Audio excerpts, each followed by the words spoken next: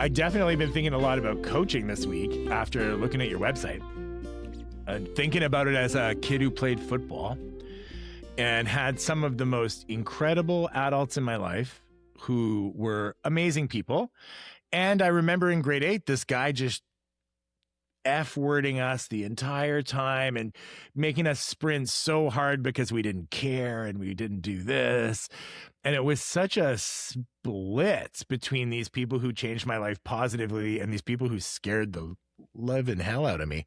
Mm-hmm. And so looking at your website was really interesting to think about how you could approach doing coaching in different ways.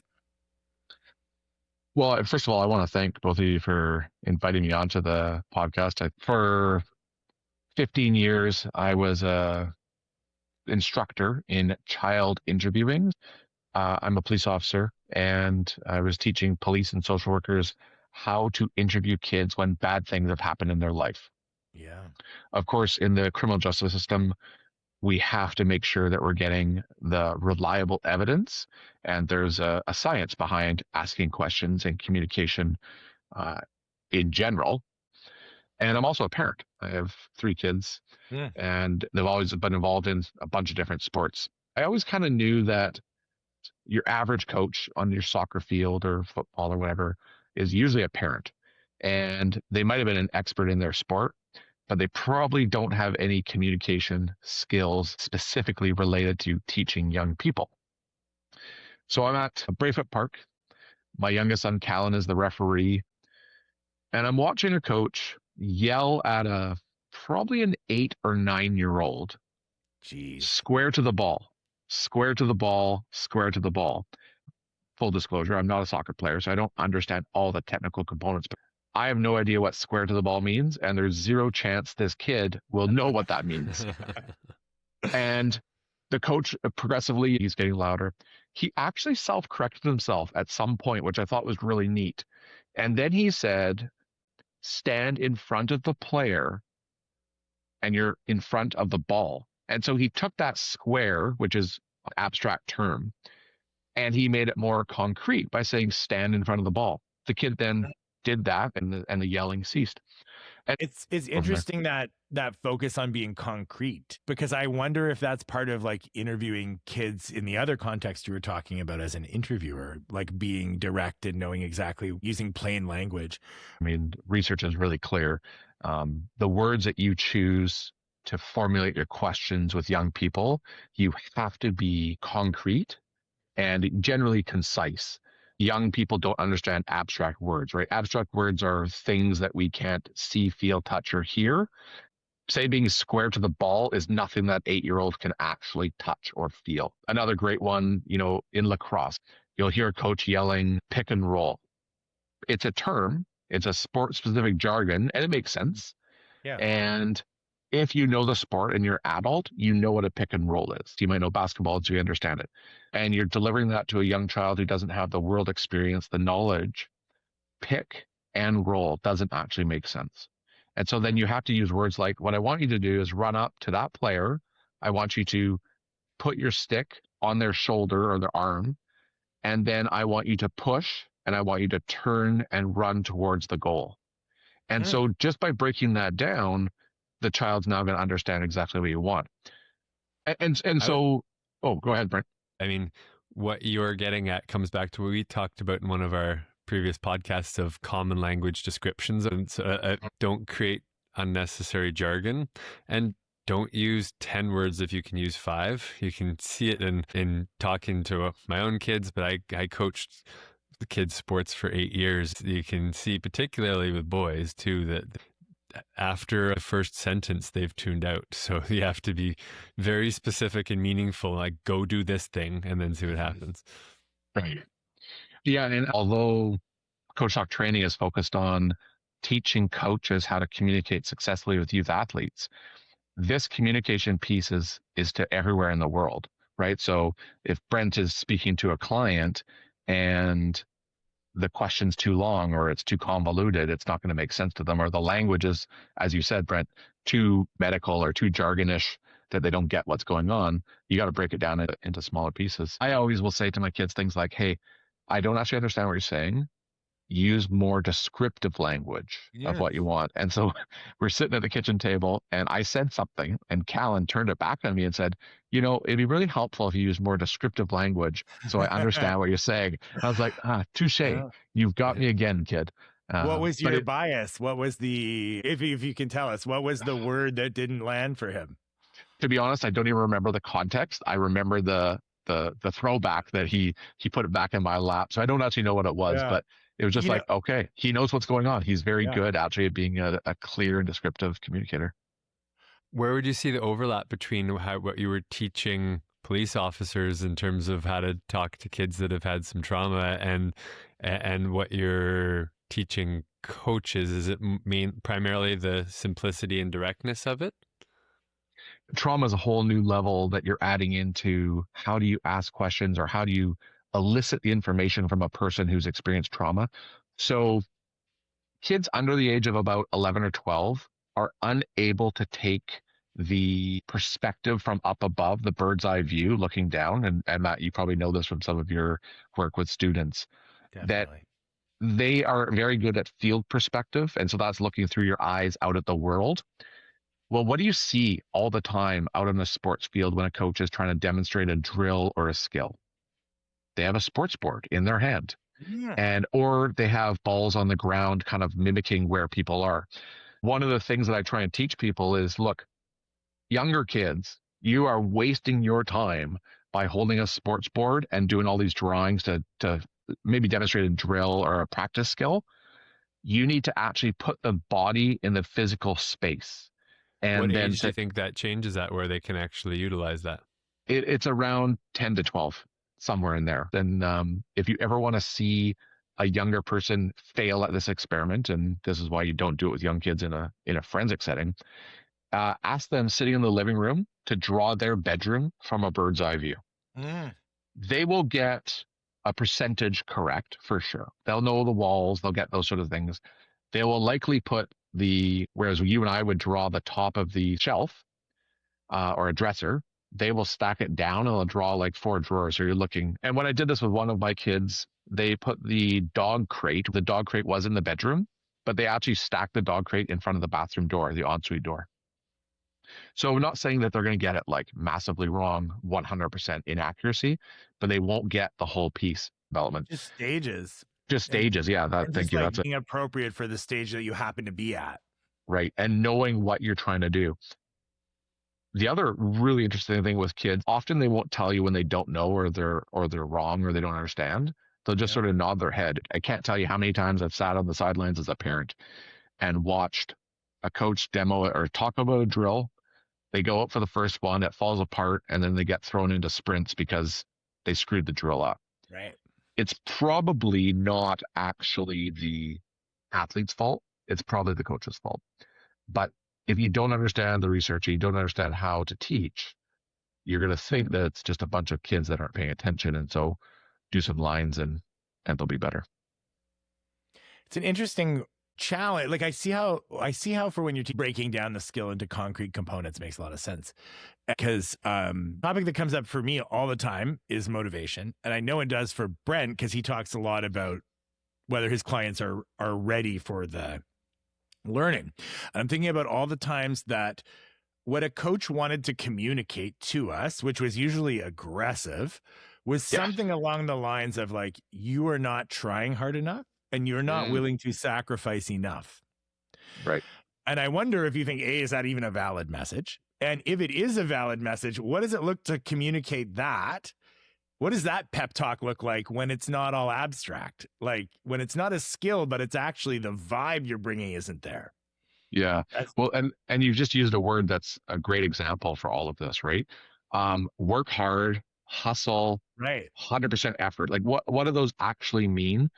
I have a good one from softball recently. A coach was trying to communicate that this elite team only had 90 minutes of practice.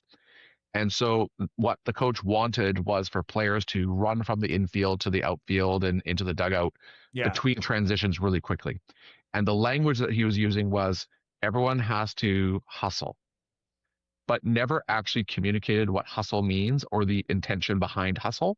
And so he was dealing with 15-year-old girls who probably really enjoyed the social aspect of practice and were walking slowly between all these stages, and the coach was frustrated. So I Yeah. said, so have you ever actually outlined what hustle means to these young people? Well, Yeah. no. I told them we got 90 minutes, but there's no connection. And the fallacy for adults is thinking that kids have the same level of connection to words and meaning. And so that's sort of a place that you have to define that word you're going to use if it's not concrete or descriptive. And hustle is very abstract. So once you define it and go, hey, girls, hustle means this. We have this amount of time. I want people at 3 different stations, and I want to see this move quickly between stations so we can maximize our practice time. And then you yell hustle. Now everyone has understanding and meaning. You're getting at a core psychological thing that Brent and I talked about a bit, but I don't know if I really got into it, which is that a lot of times in for math education, you're going to start with the concept name. And sometimes this is called Socratic learning because it finds its history in the old Greeks. And you're going to start with the name and you're going to say, this is an abstract process that lets you factor a polynomial. And these are words that are fundamentally meaningless to the person listening to them. So there's no chance that you've created an actual memory hook. Because what a word does, is it triggers a network in our brain that has all the things associated with that. So when you start with the label and you have nothing meaty on it, there's nothing for your brain to associate. But on the flip side, when you create an experience for a person of what it means to hustle and you say, that's what I mean by hustle, and you've used all the words to create that physical experience and then you label it, that is how labeling in the brain works. That you have now a network activation pattern to put the label on.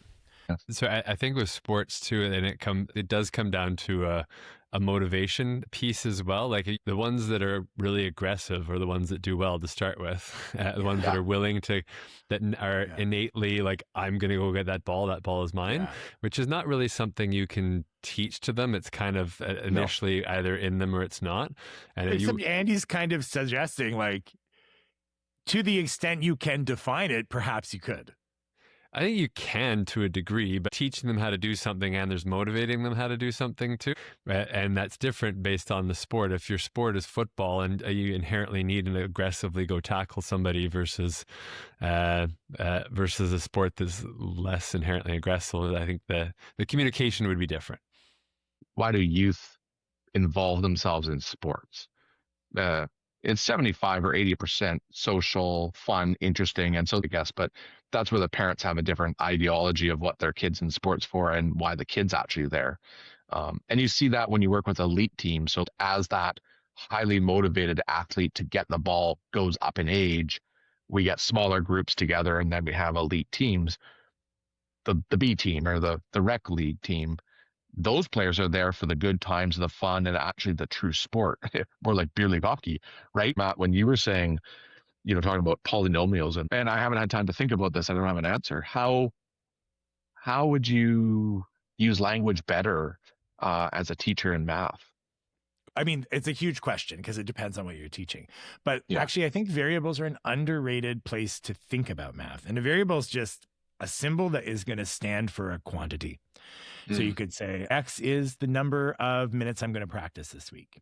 Right. And when it comes to things like polynomials, a polynomial is going to end up with something like X squared plus 5X plus 3. And that is such a meaningless thing. And I say, well, what if we just said that X was just some number? What does this actually say then? It says some number times itself. Could we imagine what that's like? So we're going to go from that bird's eye view of the generality of X to so if that was 5, what would we do? We'd times 5 by itself. And you take them through that process in a very human way. In fact, there's a really interesting book called The Math Instinct that argues that basically mathematical reasoning and reasoning about gossip is very similar. There's a lot of tracking of groups and relations of logical rules between groups. So if I have a kid who's really narrative, I am going to get really story focused. And then, like I was saying before, at the end, I'm going to say, so anytime we see something where we're timesing a number by itself, and then we have that number appear over here, that's called a polynomial. And then I'm going to come back and try and re-trigger that network. So if we go network activation label, Yeah. then every other session I'm going to be checking, does the label activate the network? When I say that to you, that word, does that have meaning or not? And it honestly could take a couple of years in some cases for it to really land, or sometimes it's 5 minutes. Anyways, I didn't mean to give you too long an answer, but that's kind of how it works, is you have to use the same practical tools and the same basic operations of counting. Yeah. Is the equivalent of like stand in front of the guy, you know? I think part of the interesting variables when it comes to coaching and teaching kids ends up being the role that their parents are playing too. As you said, when you get to, and but that could be academically as well, like how much pressure their parents putting 100%. On them. And you start to see it as the kids get to around that 10, 12, 13 range, where the better athletes is starting to rise, and there is a natural formation of like, hey, we can pull these and tier them off to level 1, 2, 3. It's also the time that the crazy parents start to come out, where they think their kid's going to the show, and some of the kids, it's intrinsically motivated from them, but it's more their parents living through their kid. I was coaching one kid in baseball. This kid was amazing in practice. He was the best hitter on the team, and in games, his dad would sit right behind the fence in there, like watching, and kid struck out almost every single time. Until I went back there, I'm like, "You're not allowed to stand there anymore." I'm like, "See that home run fence out there? You got to go stand out there until I invite you back. And then you want to see your kid's batting average go up? You go away." That's funny. I have to give instructions to parents like that too. I'll tell them, if you mention school when it's not time for a school chat, $20 cash on the spot to your kid. And suddenly the pressure about school goes down. Yeah. Yeah. It affects whether and how they're willing to listen to another adult as well. So you have to look at that in a group setting. What do you mean by that? Like it might reduce their ability to listen to another adult or increase? It could go either way. If they're used to being yelled at if they make any mistake, and you take an approach where you're yelling at them to do things, it can be very triggering for them and they shut down. I think sometimes parents will undermine the coach's ability because the parent thinks they're smarter or have better tactics or whatever. And then indirectly or maybe unintentionally, they undermine the coach. And then so kids, no, I'm not going to listen to the coach because my dad tells me I should shoot all the time. I shouldn't pass. I should just shoot. I know in soccer, when my kids were playing, there was a very strict policy that no parents will coach from the sidelines. And so our association had a no coaching policy, and they had a technical director would come over and rip into parents when they were doing it, just say, kind of like what Brent said, like, hey, you're not helping here, so we'll let the coaches do it on the sideline. I've noticed in sports that have plexiglass around them, so hockey, lacrosse, others, versus where there is no plexiglass, there's like a complete change in how parents react and manage it. My girlfriend's son played volleyball, and you are literally meters from the referee or the umpire, and parents never say anything. They don't yell at the umpire. They might groan or bite their tongue, but there's no commentary. And then you go to lacrosse and hockey and you watch people become absolute orangutans because they have plexiglass between them and said referee that's going to get yelled at. It's true, although I've seen some pretty wild soccer parents with no plexiglass on the side of a field and have them get kicked out. But my favorite hockey moment was we were playing this team from Cloverdale, and there's a teenage. I hate it when parents yell at referees, like teenage kid referees. I got screamed at as an umpire at 12, and it traumatized me. We were playing this team, and this mother from the other team brought one of those really obnoxiously loud, like, air horns, and they scored, and she just let her rip, and it was like one of those ones that has like a drill on it, and it's really loud. And the ref stopped the game. I was so proud of this kid. The ref stopped the game, pointed at that woman in the crowd, and made her physically leave the building before he would let the game go back on again. Took balls to that kid. It was great. I think it's a train horn, isn't it? I've seen, like, it's literally off of a train. That's why it's so crazy loud. O'Callaghan, my youngest, he was a soccer referee. In one game was getting quite heated, and I was there for the whole day, so I just did the lines for him. Now, the people on the sideline didn't know that it was my child that was reffing because I just looked like a dad doing the sidelines. And I actually turned and said to a parent who was starting to yell at him, I said, "You realize that you're screaming at a 12-year-old, right?" And the look on the parent's face when I called it right in front of them and a group of parents, they just hung their head. Yeah. And then at halftime, I called both coaches over. And at this point, I guess the parents realized that's probably the referee's dad. I said to the coaches, "You have a 12-year-old refereeing this game. Both teams are being way too intense. You coaches are responsible for managing your players, not the 12-year-old." And they both sort of went back to their sides. And you know what? Callan never refed after that. He's done. And so, Matt, you said you're traumatized. And yeah, like how you lose refs, you can't have people yelling at young people at that age, right? It's just absolutely devastating.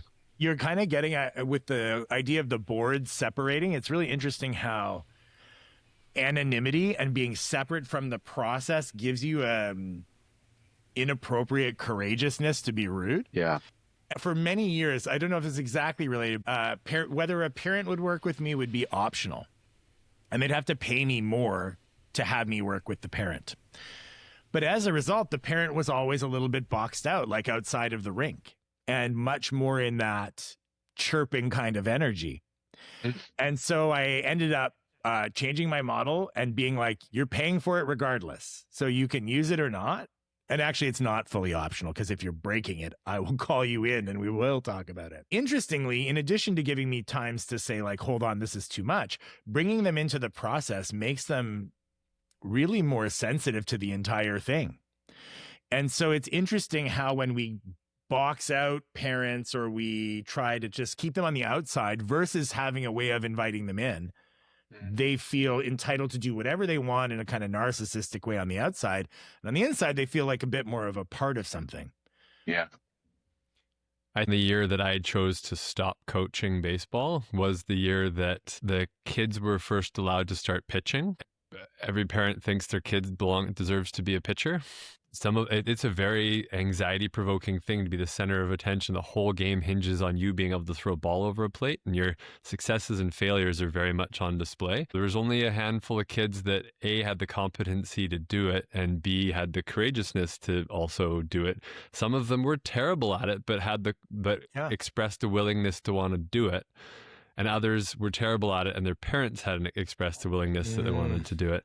And in hindsight, if I went back and coached that level again, I would start the season by communicating first with the parents, as opposed to just focusing on the kids, and like put some expectations on their head to both in what they should or shouldn't expect to communicate with their kid, and then allow me to focus on your kids. But that experience of it, I had enough negative experiences that I was like, okay, I think I'm done.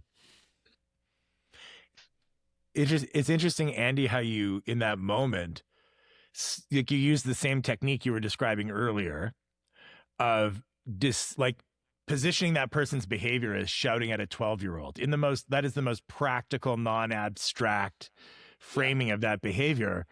And just like with a kid, it took something that was abstract and meaningless and suddenly became super real and embarrassing and shameful. Yeah. So it's like that technique's very powerful.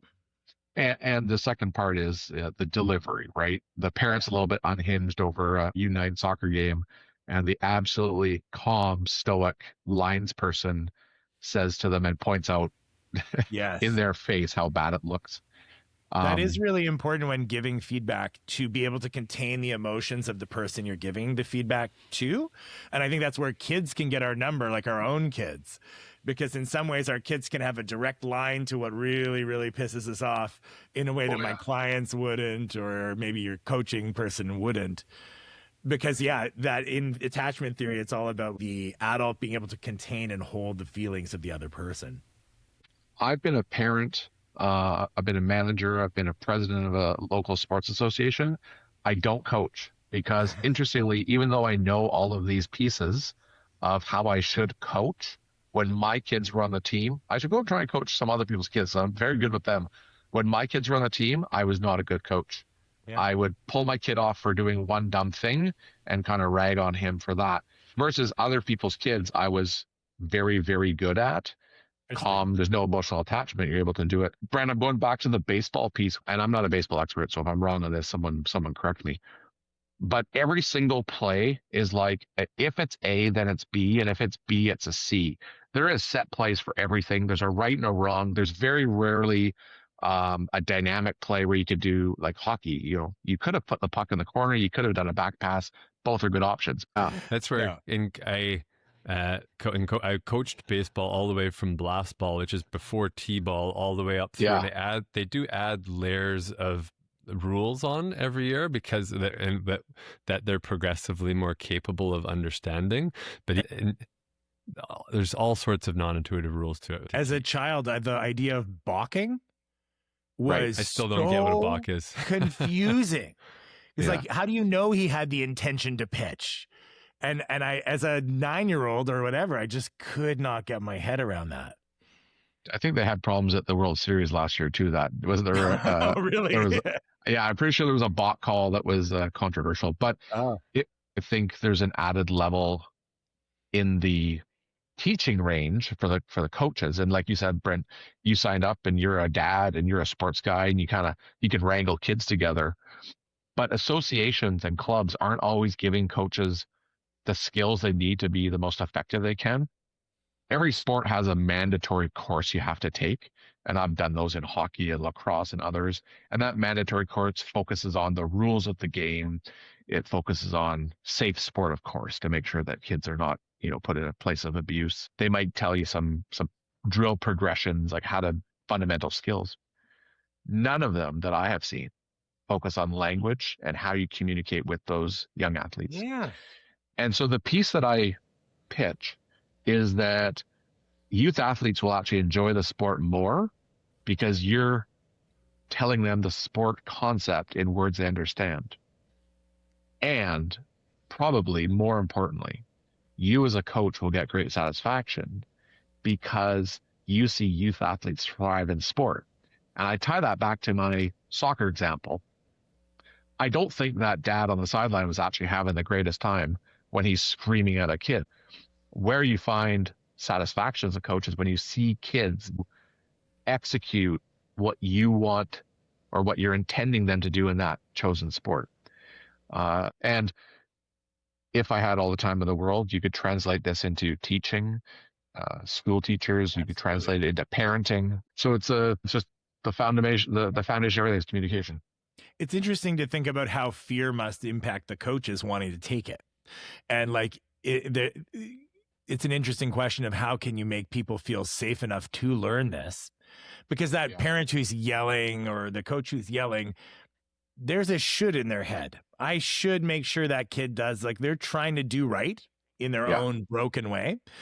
And usually in my experience, working with parents who are going through a change where they have to change the way they approach something, there is a lot of fear, maybe even coming from their own history. I always love to think about resistance, therapeutic resistance, like the institution resists it, the individual coach resists it.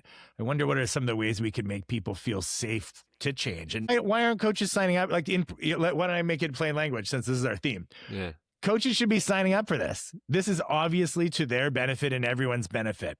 And when I see this in teaching, the reason the parents don't do it is because they're scared of something. Well, in my experience, it's like the same 10 parents that coach all the sports in the community. I was one of them, and you do enjoy it, but it's people that do come from a fundamentally athletic background that really value sports as a thing and may have played that sport at a high level, but may not have had the experience of actually really working with young kids. So they feel they have all of this sport knowledge to offer. And so a lot of people don't volunteer to do it because they couldn't, them signing their kid up for a community sport is a means of time management for them as well, or they're being dropped off and they're taken care of for 1 or 2 hours. So I think that's part of what keeps some people away. I don't think it's necessarily they're scared. There's another group of parents that's that interesting, Brent, because I heard that story as, that expert in lacrosse or whatever would be scared. I think in that moment they actually would feel, I'm an expert in lacrosse.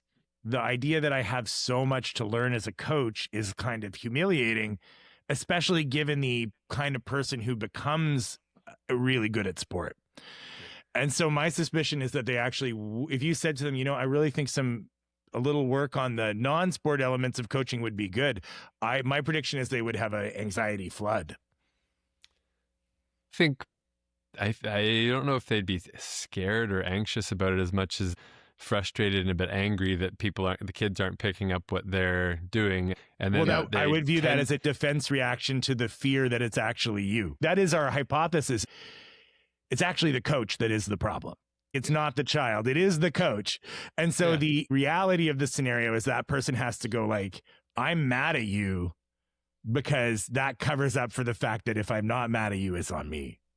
Right. And I just think it's just those courses, they're helpful, but they end up being another thing to do. Yeah. And so that's where a coach that's putting out their time to spend all this time with sporting organizations and teams and like week practices and weekends, and then have to have another thing to do. And the positioning of it, well, it will make you enjoy this more, make the kids be better at it and enjoy it more, is, I think, very accurate. I'm sure it is challenging to get it embedded into larger level sports organizations because they're all volunteer run as well. And they have I've also become the president of a sports organization unintentionally, because you give an inch and you take a mile. My dad did too. So like that's a hard nut to crack. Do you think then there should be professional coaches? Would there be a role? Like, is there a sport where that hurt? I wonder if that happens. I have no idea. Oh yeah, it happens. It does at the higher levels when they're at the rep levels, and there's all these academy levels now. Does it make a difference if the coach is trained in coaching? No, I don't think so. I think the difference is cash. So as I said, I didn't actually do a lot of coaching, but I was a president of a minor not-for-profit sports association in lacrosse. And I saw the erosion of not-for-profit sports across the board, as Brent alluded to, with your academies. And academies are a money-making adventure, often run by highly qualified sports people. But I would go back to that first piece of that, even though you played in the NHL or MLB or whatever, it doesn't mean you have the communication strategies for teaching youth athletes. Your only checkbox, your only certificate is you played professional, and that meant you were a great athlete. It has zero correlation. Usually the driver behind the academy is the professional athlete who's then transitioning out of, I wouldn't say they're being hired. I would say they are transitioning their skill into a new profit stream and moving down. A bunch of the academies, I don't know that all of them, but a lot of them are actually registered nonprofits. Yeah. And probably the biggest concern in all of that from a utilitarian perspective is that as you see academies thrive and do better, and I'm not arguing that they don't provide a great sport experience. They provide a very good parent experience because you pay a lot of money and you don't have to do anything, but you're eroding the ability for all kids to participate in fairly low cost sport in their community because of the proliferation of that. Interesting question of how do we provide academy level training for people? Like, you can go take a music class and you're not going to be a music star, and you can get good instruction. So maybe there's like almost a market gap where there's not like people who are obsessed with the sport. There was a piece you said earlier, Matt, and it was kind of on that, like, well, if this makes sense, why is every group not doing it? And I'll be totally transparent. I have never shared the concept of coach talk training and how language matters with youth athletes to any person and not heard back. That is amazing. And that's a great idea. Yeah. And not many sports organizations are doing it. And so it comes back to that piece of vulnerability and how do you change what you're doing? Because what I see when I do actually teach the course is you are fundamentally changing how people speak, the words they use. And that is not a quick process. It is small incremental pieces. Like, what's one thing you're going to do at the end of this course that's different? And if they can take that one little piece and change it, I call that a success. Because actually changing how you speak in everyday language is a monumental task. And I bet they get the hit of vulnerability. Like, once you are vulnerable and it turns out okay, that is a well-known psychological positive state. So by having that one thing change and that experience doesn't land as shameful or bad, you can make a whole lifetime of growth happen. Yeah, I try and frame it in a second way. So exactly what you said, that when you practice and you make change, it's not obvious to the world. There's no scorecard that they're ticking, coach used, descriptive language. So you can actually make a lot of changes without the whole world seeing what's happening in front of you. How is it that you are pitching implementing it? Is it an online course? Is it an in-person course with you? Is it a one-off thing or something where you have to check back? You said it's an incremental change. Is it something where you have touch points along a season or? So I've pitched it in a few different ways. One is I do an in-person workshop. And the second is an online asynchronous course. And the third is one-on-one mentoring or a group mentoring process where I actually come to a sports field or facility or whatever your sports group is and observe and then provide real-time feedback so that they can make real change. In terms of learning, we know that ongoing consistent feedback, peer review is going to be the best. But if you look at the model that we run in the provincial sports associations or at the national level for certification, it's you take this one course, Brent, you alluded to it, it's a drain on my time. I got to go do level 1. It's one more barrier to being a coach. If you want to implement this effectively, if a club wanted to, you got to do the training and then you have to have the follow-up mentoring to go with it. But that's time, really interesting. money. It's making, so when I did my master's, there was a push to do self-regulated learning in schools and have teachers learn about self-regulated learning, but they wouldn't sign up to learn it. And so they had this huge problem. And so what they did is they took a small subset of the teachers who volunteered to learn it. And it was non-mandatory. And they would match them with this mentor from the province who was an SRL specialist. And then he would work with them over the year once a week to create their own goals. So he wouldn't come in and tell them. He'd say, like, here's a landscape. Here's some goals, and I'm going to facilitate you working through these goals and talking to each other, with the idea that he could actually like kind of fade his support off, and the working group itself would provide a lot of the development. And it was fascinating. There was a lot of really positive results for teachers. And that's that mentoring ongoing training versus single shot front end. But also it's about self-selecting the people who are willing to do a bit more and then trusting that what they learn is going to permeate into the organization rather than trying to have like the least motivated and the most motivated coach in the same room. Yeah.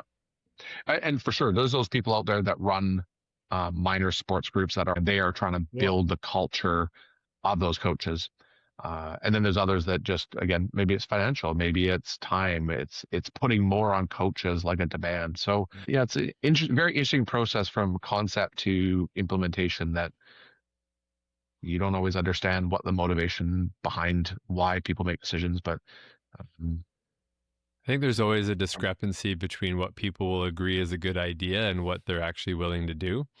That's what fundamental human nature comes down to. And I love that comment about, people don't sign up to be a coach for 8 years. Generally, they kind of think I can handle one season and I'm out, and then you're now in with that cohort for 5 more years. It makes me wonder if you should consider advertising some of the non-sports benefits that people get when they take your course, because maybe there'd be benefits. Like if I realized I don't have to coach for 8 years, if I was a clear communicator with my kids, like that benefit hits me right away. Because I did notice on your site, you're really good at pulling out the benefits that would really matter to someone. And I wonder if the non-sports benefits would also be something to consider. Because I'm thinking of a specific guy I know who's a coach who is always into self-improvement. And I actually think this would be intriguing for him. And it would differentiate it from like coaching that is entirely for the purposes of being good at coaching the sport. I ended up with this model because it blended 2 pieces of my life that were so important. I kind of took that language piece from the one side of my work to the sports piece as a parent and watching it. And that's how that came together. And so I never really had an intention to go outside of that, but I know that this could be applicable to a high school teacher.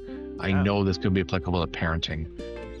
You've been listening to Why Things Hurt and How We Learn with your hosts, Brent Stevenson and Matt Giammarino. and our guest, Andy Stewart. Thanks, Andy. You can find Andy's website at coachtalktraining.ca. The podcast is brought to you by Envision Physiotherapy, Remix Your Education, whythingshurt.com, and Work with Matt. If you enjoyed the podcast, please tell a friend. Maybe send them a text right now. It's how we learn.